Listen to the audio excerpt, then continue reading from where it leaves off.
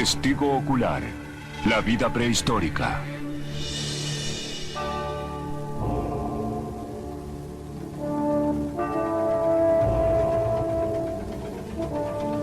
La vida prehistórica.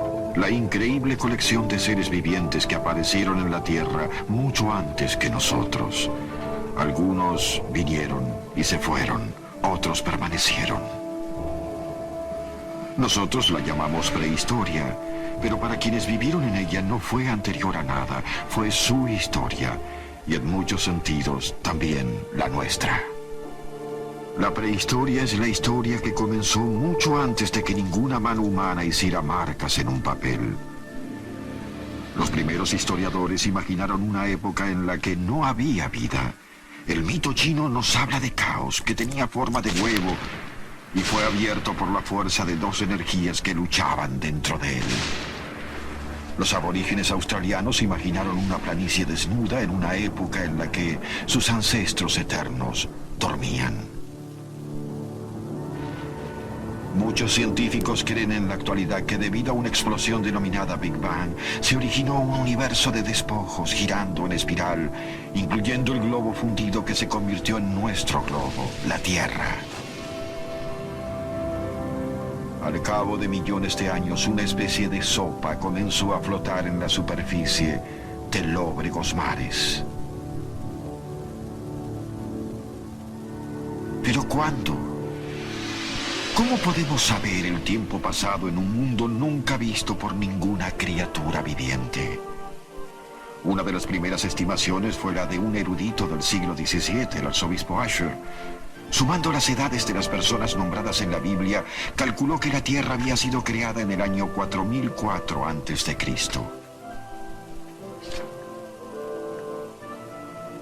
En tanto, en la Universidad de Cambridge, John Lixfoot buscó una precisión mayor.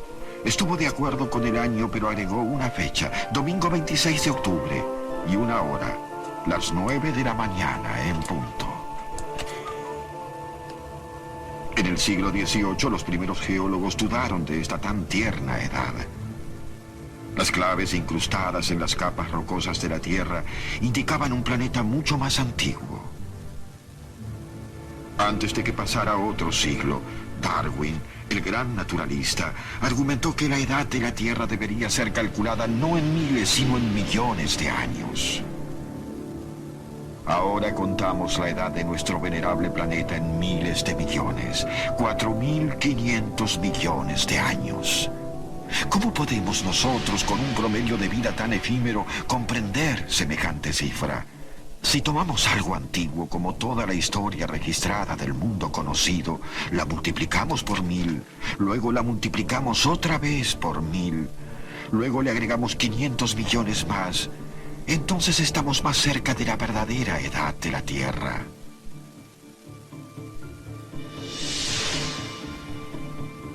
Al comienzo las cosas no sucedieron con rapidez. Esa sopa sin vida se arrastró durante unos 1.000 millones de años. 365.000 millones de amaneceres antes de que hubiera una sola célula para aprovechar la luz solar.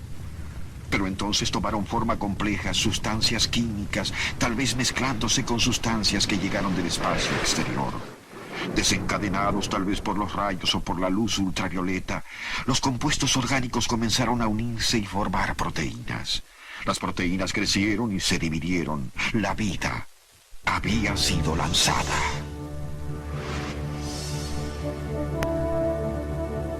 El registro de la vida prehistórica está escrito en las rocas, en los fósiles. La palabra fósil significa literalmente excavado. Si se excava este fósil, se estará en presencia de los rastros de una de las criaturas vivientes más antiguas que hayan sido encontradas.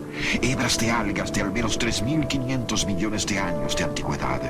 Diminutas hebras que dejaron su marca al morir, incrustadas en capas de lodo que se convirtió en roca.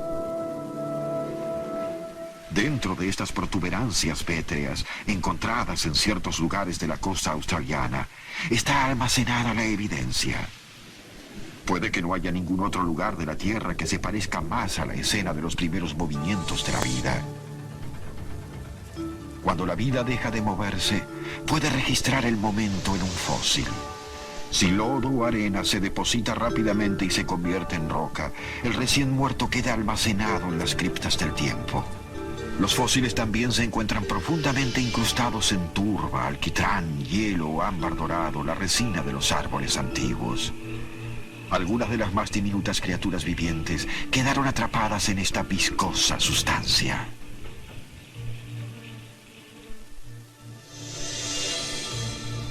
A medida que las capas rocosas de la Tierra son derribadas, elevadas, resquebrajadas, emergen los fósiles. Son la única prueba directa de la vida prehistórica. De todas las formas de vida que existieron, el 99% de ellas están extintas en la actualidad. Solo muy pocas de ellas dejaron rastros.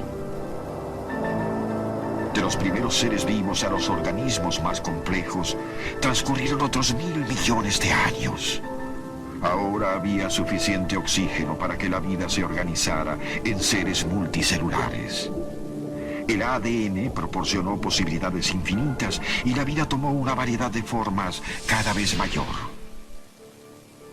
Pero solo después de otros 1.000 millones de años o más, las pruebas nos muestran una verdadera tormenta de vida.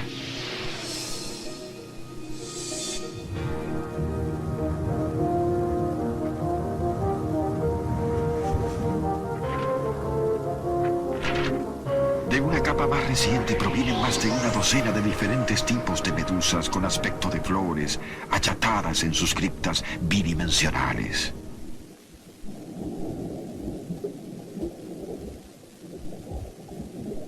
Había pólipos, plumas de mar y otros animales extraños que escribieron su historia en el lecho marino. Esta fue la era de los animales de cuerpo blando.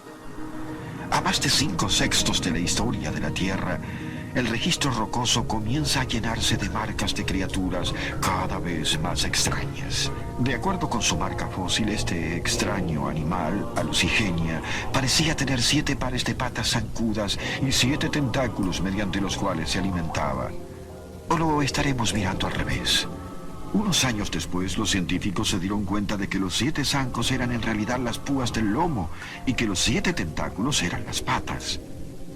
Claro, los fósiles no vienen con un letrero que diga este lado hacia arriba. Solo 100 millones de años después vino Coturnocystis, con una cola que puede haber usado como extremidad para desplazarse hacia atrás por el lecho marino. Filtraba el agua en busca de comida a través de su primitiva boca y luego la expulsaba por las hendeduras de su parte posterior. Esta compleja criatura compartió los mares con los primeros peces. Aún sin mandíbulas, tragaba entera a su presa. El primer mordisco, como lo conocemos nosotros, aún estaba muy lejos, pero no la primera vista. Algunos de los primeros vislumbres del mundo fueron vistos por estos ojos, los del trilobite. Algunos estaban tan bien conservados que los científicos utilizaron las lentes fosilizadas para tomar fotografías. Ojalá se hubiera conservado también lo que vieron estos ojos. El trilobite tenía un caparazón totalmente nuevo, segmentado, flexible. Podía enrollarse para defenderse. Había trilobites más pequeños que una nuez y otros más grandes que un coco.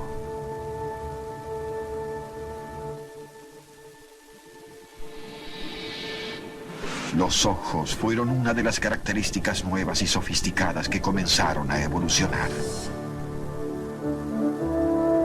Antes de que pasaran otros 100 millones de años, llegó parte de la gran artillería, combinando buena vista con las primeras bocas con mandíbulas.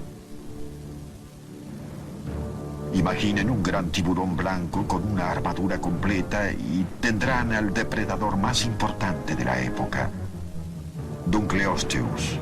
Mucho antes del famoso tiburón de la película, desayunaba comiendo tiburones primitivos. Ya sea que un fósil provenga de una cripta acuosa o de una excavación polvorienta, sale necesitando una fecha.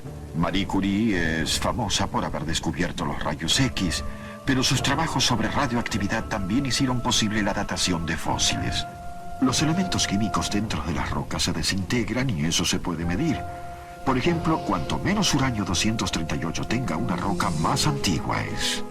Cualquiera sea su edad, armar un fósil es como construir un modelo, pero sin instrucciones, ni tampoco, claro, una fotografía en la caja, y lo más probable es que le falten piezas. Justo antes de la era de los peces, algunos precursores habían hecho recalada, pero estos colonos no eran animales, eran plantas, pequeñas, sin hojas ni flores, fueron las primeras en echar raíces. Al principio las plantas estaban solas en la tierra, sin la amenaza de los animales. No podía durar. Pronto se oyó el golpeteo de pequeñas patas. Los artrópodos, los precursores de millones de pequeños insectos y crustáceos.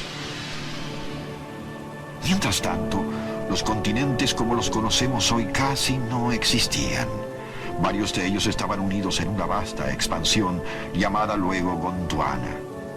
Europa, Groenlandia y Norteamérica permanecieron separadas. Se desplazaban todas como cortezas de pan sobre un guiso espeso y rocoso. La tierra seca fue luego demandada por los nadadores del mundo acuático. ¿Cómo? Este fósil tiene la respuesta. Algunos peces desarrollaron pulmones que les permitieron emerger de aguas poco profundas y respirar. Y aletas óseas comenzaron a soportar su peso en tierra firme. Un celacanto fosilizado revela el tipo de huesos que dieron los primeros pasos. Estos huesos iban a convertirse en pies. Los primeros anfibios habían hecho su aparición.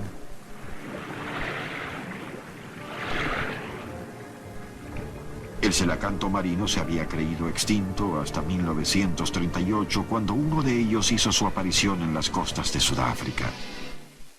Pasaron 14 años antes de que se encontrara otro, pero desde entonces se descubrieron más celacantos vivos cerca de Madagascar. Son fósiles vivientes de una época anterior a los dinosaurios. Si uno de estos fantasmas vaga aún por los mares de hoy, ¿por qué no otras extrañas reliquias? Desde los tiempos prebíblicos, los marineros contaron historias de enormes monstruos y serpientes marinas. Ya que el agua cubre 2/3 de la superficie terrestre, es fácil imaginar otros extraños sobrevivientes surcando las profundidades, como el celacanto. Existen persistentes afirmaciones de que el lago Ness, en Escocia, alberga una criatura sin igual. Un fósil que sin duda está muerto y enterrado es el carbón de piedra o hulla, uno de los combustibles fósiles que sostiene la vida con su luz y su calor. El carbón se formó cuando las plantas en descomposición se convirtieron en turba que luego fue comprimida durante millones de años. A medida que se formaron las primeras vetas de carbón que algún día alimentarían la revolución industrial, apareció una nueva y robusta criatura que realizó su debut en el período carbonífero: la cucaracha.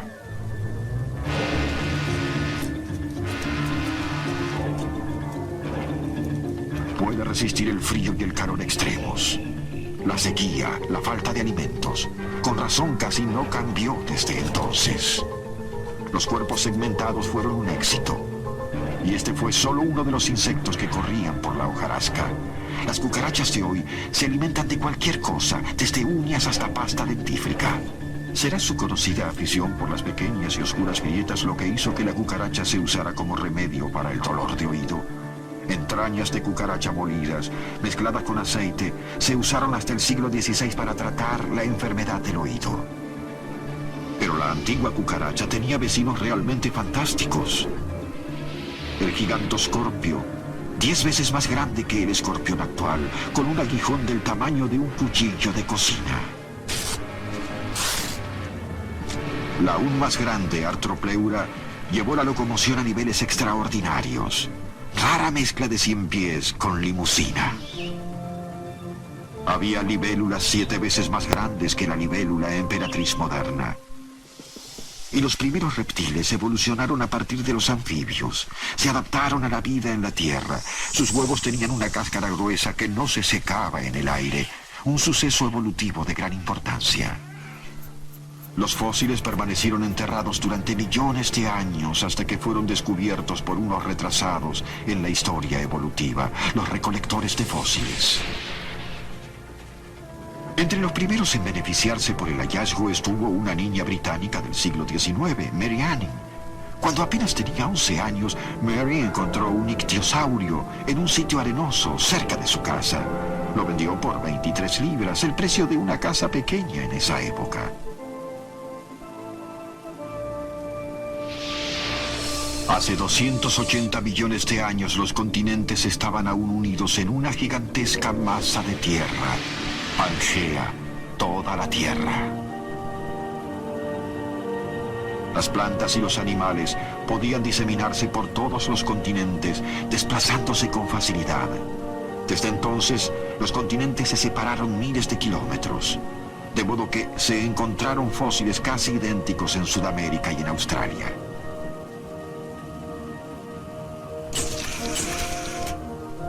Una vasta cantidad de animales caminaron por la Tierra. Se estima que hasta 3.000 millones de especies diferentes. Pero ninguna cautivó tanto la mente humana como el más grande de todos, el Tiranosaurio Rex, la mascota de la era de los dinosaurios. Pero hasta el tiranosaurio fue superado por los reptiles voladores como el gigantesco pterosaurio. En el desierto de Nevada se hizo volar a un pterosaurio reconstruido con una computadora por cerebro. Aún a la mitad de su tamaño real, su envergadura era la de un planeador moderno.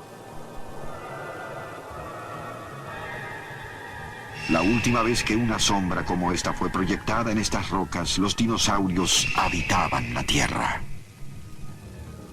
Al mismo tiempo, la cucaracha estaba en camino de convertirse en la criatura más tenaz sobre la Tierra. Ahora tenía una novedad. En lugar de depositar huevos separados, producía estuches de huevos, conteniendo entre 40 y 50 de ellos. Las cucarachas que se alimentaban con éxito durante la noche fueron las favorecidas con la supervivencia. Sus sensibles antenas podían detectar la más sutil de las perturbaciones y hacer que sus diminutas patas se movieran con velocidad. Hace 65 millones de años las cucarachas deben haber corrido a esconderse cuando algo hizo desaparecer a los dinosaurios. Probablemente un meteorito gigantesco, cambios climáticos o hasta cáncer causado por la radiación de una estrella en extinción. La era de los dinosaurios había terminado. Sin embargo, esa no fue la extinción más grande.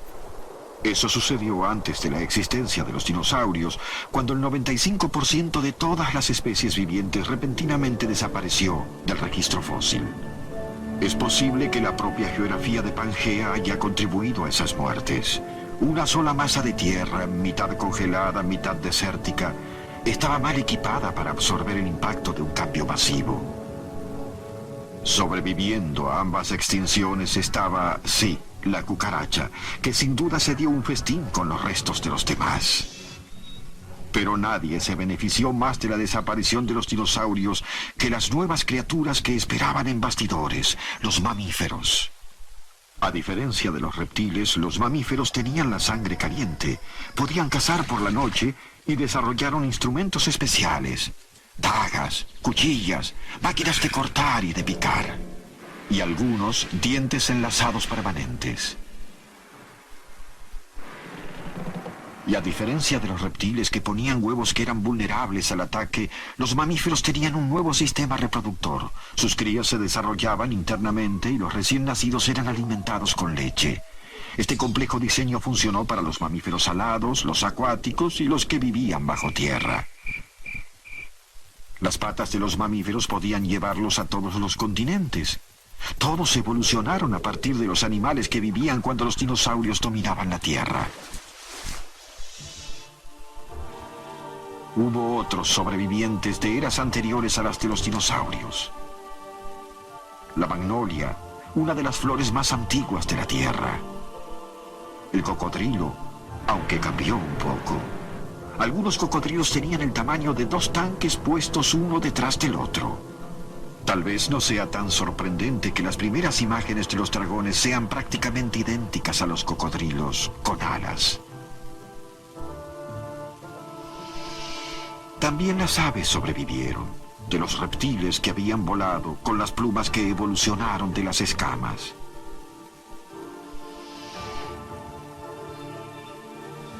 Hacia mediados del siglo XIX, los científicos competían para encontrar una explicación a todo esto.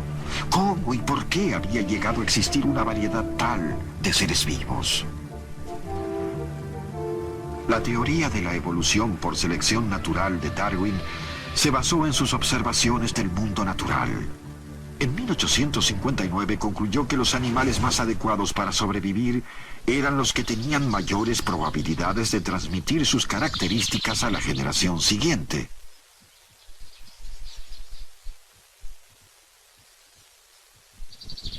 Las tortugas le dieron una pista. En las Islas Galápagos, las que necesitaban alcanzar las malezas altas para alimentarse podían hacerlo. Sus cuellos y caparazones, diferentes a los de las tortugas de las demás islas, parecían haber evolucionado con ese propósito.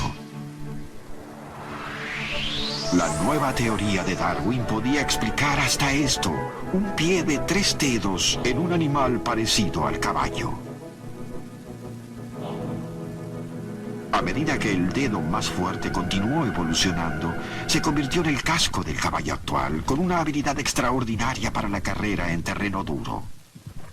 A medida que nos acercamos a nuestra era, vemos aparecer formas familiares, aunque algo diferentes.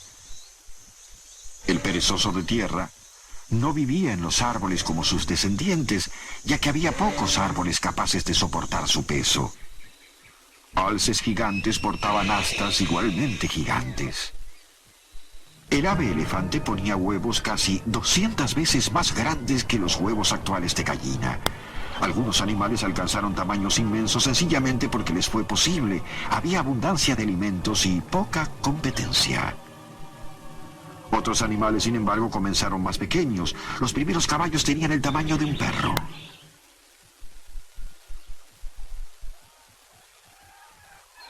Millones de años después de los dinosaurios, extrañas y maravillosas criaturas caminaban por la Tierra, o encontraban otra forma de desplazarse, con características entremezcladas en combinaciones sorprendentes. Este extraño mamífero sudamericano tenía trompa de elefante, cuerpo de camello y pies de rinoceronte.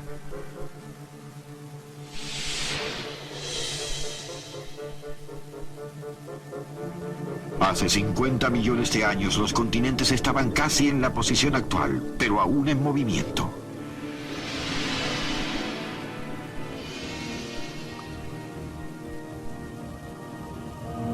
India colisionó con Asia, creando los Himalayas, que aún hoy se están elevando.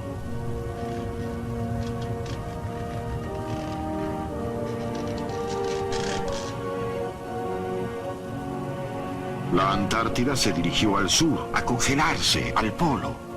Estaban dadas las condiciones para la aparición de un mamífero que encontraría una forma completamente nueva de habitar todos los rincones del planeta. Evolucionaría a partir de una criatura vinculada tanto al pasado como al presente, cuyos restos fueron descubiertos en 1974. El espectacular hallazgo fue denominado Lucy en honor a la canción de los Beatles, Lucy en el cielo con diamantes. Australopithecus afarensis. Lucy estaba emparentada con los simios y los seres humanos. A pesar de ser adulta, tenía una altura solo algo superior a la de un niño de 6 años promedio, pero caminaba en 2 pies. Estuvo entre los primeros primates en asumir la posición erecta. Otros parecidos a Lucy dejaron estas huellas. Quizás 2 adultos y un niño que caminaron sobre la Tierra hace unos 4 millones de años. Aunque la teoría de Darwin desató un caluroso debate que continúa hoy, los científicos están prácticamente de acuerdo. Unos 3 millones de años después de Lucy evolucionó un animal, un cazador de aspecto familiar con un cerebro extraordinario, Homo sapiens, que en latín significa hombre sabio.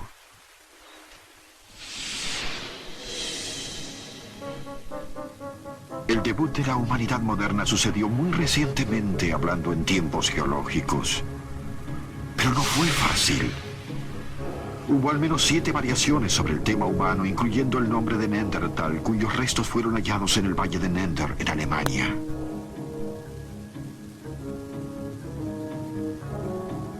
El hombre de Neandertal medía 1,80 m, con huesos gigantescos para su altura. Había sido descrito como poco inteligente e insensible, pero los científicos habían malinterpretado su hallazgo, un cráneo enfermo. Las pruebas indican que los hombres de Neandertal enterraban flores con sus muertos. Otra especie humana iba a resultar mejor para la caza que los Neandertales y los iba a llevar a la extinción. Este nuevo omnívoro tenía un rasgo que le iba a ser muy útil: la habilidad de aprender e inventar de modos nuevos y asombrosos. Homo sapiens, el hombre moderno, llegó muy lejos, pero en solo un pestañear de ojos de tiempo geológico. Y finalmente hemos podido arañar la superficie del pasado de nuestro planeta, un pasado que hace que nuestra historia parezca minúscula por comparación, y aún se siguen descubriendo cosas. En 1995, el simbión Pandora, una criatura muy diminuta, fue hallada justo abajo de nuestras narices, o mejor dicho, debajo de la nariz de una langosta, que es donde vive. Es el primer miembro conocido de un grupo de seres vivos totalmente nuevo. Solo podemos imaginar qué otras criaturas pueden haber llegado y haberse ido sin dejar ningún rastro.